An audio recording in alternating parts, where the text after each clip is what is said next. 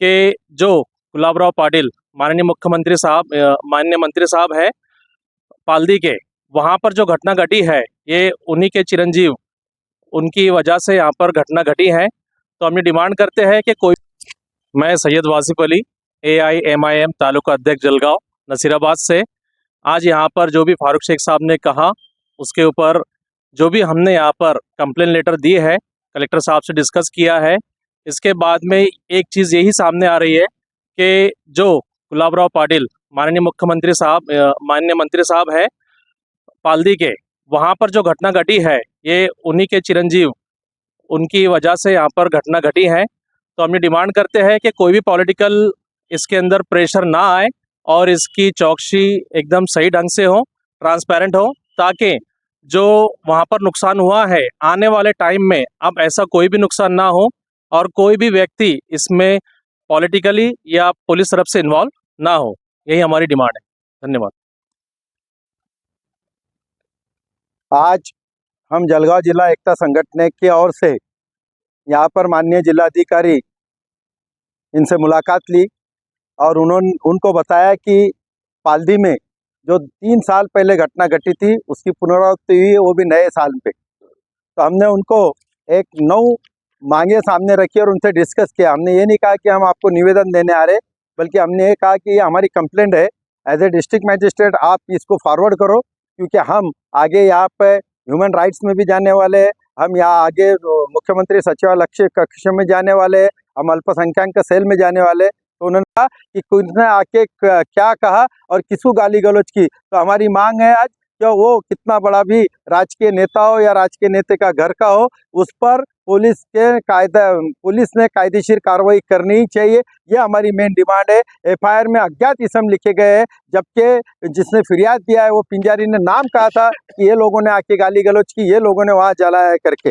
इसके साथ ही हम ये भी डिमांड करते हैं कि इस फिरियादी की चौकसी करते टाइम जो भी गवाह सामने आएंगे उन गवाहों को, फिरियादी पिंजारी को और वहाँ के मुस्लिम समाज को सुरक्षा देनी चाहिए, वरना हमारा ये समाज छोटे छोटे देहातों में डर और खौफ के नीचे रह रहा है। अगर पुलिस ने हमारे को संरक्षण नहीं दी तो बेशक हमारा निगहबान अल्लाह है, लेकिन पुलिस पे जिम्मेदारी है, उन्हें रखना चाहिए। हमारी ये सब डिमांड माननीय जिलाधिकारी ने सुनी, उस पर हमें गाइडेंस भी किया और ये भी कहा कि आपको उचित न्याय मिलेगा। इसलिए हमने आज सचिवालय कक्ष में जाके वसावे मैडम को भी ये निवेदन दिया और माननीय जिलाधिकारी को भी दिया। माननीय पुलिस अधीक्षक अपने बाहर होने की वजह से हमें उनको देती नहीं आया, लेकिन उनको हमारी ये कॉपी हम उनको सबमिट कर रहे हैं। शुक्रिया। फारूक शेख, एकता संगठन समन्वयक, जलगांव।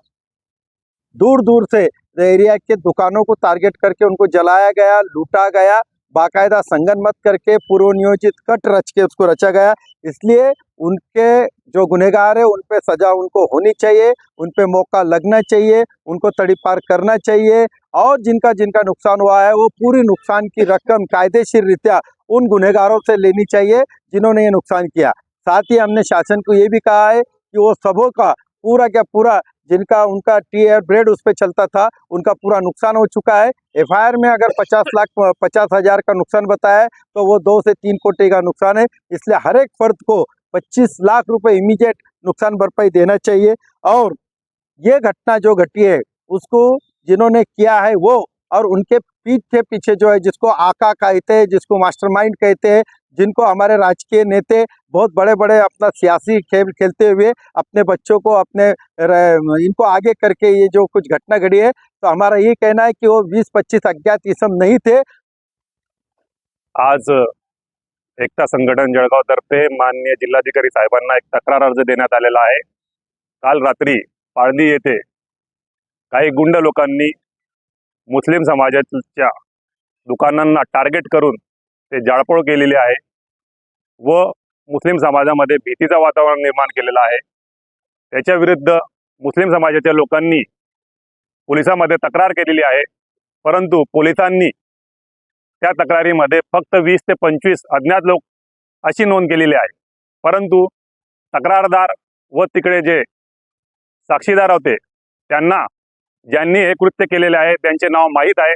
आमची जिल्हाधिकारी साहेबांना हीच मागणी आहे की जे तक्रारदार आहे त्यांना संरक्षण देण्यात यावे व त्यांची परत FIR पुरवणी ही नोंद करून जे जे त्यावेळेस कृत्य करत होते त्यांचे नाव याच्यात वाढवण्यात यावे व ज्या दुकानांचं नुकसान झालेलं आहे, ज्या लोकांच्या वाहनांचं आणि दुकानांचं नुकसान झालेलं आहे, शासनाने त्यांना त्वरित भरपाई देण्यात यावी ही आमची मागणी आहे.